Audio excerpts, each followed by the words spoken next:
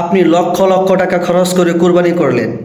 কোরবানি করার পরে আপনার সমাজের লোকেরা আপনাকে বলতেছে যে তুমি যেহেতু বেনামাজি ব্যক্তি তোমার কোরবানি হবে না। এটা কি আসলে সঠিক কথা নাকি ভুল কথা? তো এই সম্পর্কে আজকে আমরা শুনে আসব শেখ আহমদুল্লাহ হুজুরের মুখ থেকে। তাহলে চলুন ভিডিওটা শোনা যাক।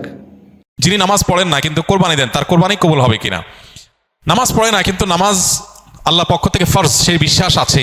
নামাজ না পড়ার কারণে তার মধ্যে অপরাধ বোধও কাজ করে, সে তাগাদা অনুভব করেন, এরকম ব্যক্তি যদি হয় তাহলে এই আল্লাহর বান্দা কোরবানি করলে কোরবানির আমলটা হবে, হবে না এরকমটি বলা কঠিন। কিন্তু তার উচিত কোরবানির চাইতে নামাজের গুরুত্ব বেশি দেওয়া। যিনি কোরবানি দিচ্ছেন কিন্তু নামাজ পড়ছেন না, তিনি কেন কোরবানি দিচ্ছেন? যদি আল্লাহ সন্তুষ্টির জন্য হয় তো আল্লাহ তো কোরবানি দিলে যতটুকু খুশি হবে তার চেয়ে হাজার লাখো গুণ বেশি খুশি হবে নামাজ পড়লে, যেটাতে টাকা পয়সা খরচ হবে না, এত কষ্ট হবে না। তো সেই জিনিসটা না করে তিনি কেন কোরবানি দিচ্ছেন? হতে পারে যে সামাজিকতার কারণে, ফ্রেশ গোশত আহরণের উৎসবে সামিল হওয়ার জন্য।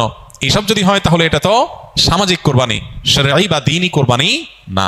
তো এই সমস্ত ভাইদের উচিত নামাজের গুরুত্ব আরো বেশি করে বোঝা এবং তাদেরকে দাওয়াত দেওয়া। তবে তিনি যদি আল্লাহকে সন্তুষ্ট করার উদ্দেশ্যে করেন, তার ওই আমল এটার কারণে কবুল হবে না, এরকম কথা বলা কঠিন। তাহলে আপনারা সম্পূর্ণ ভিডিও দেখলেন।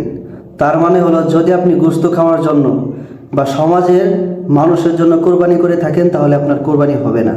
আর যদি আপনি আল্লাহ তাআলা সন্তুষ্টির জন্য কোরবানি করেন তাহলে ইনশাল্লাহ আপনার কোরবানি হয়ে যাবে। কিন্তু যদি আপনি নামাজকে বিশ্বাস না করেন বা নামাজে গুরুত্ব না দেন, নামাজকে কিছু মনে করলেন না, তাহলেও কিন্তু আপনার কোরবানি হবে না।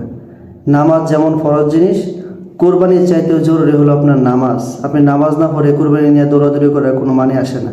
তাই নামাজ ঠিক করেন, কোরবানিও ঠিক করেন। ইনশাআল্লাহ আল্লাহ তাআলা দুনিয়া এবং আখিরাতে আপনাকে কল্যাণ দান করবেন।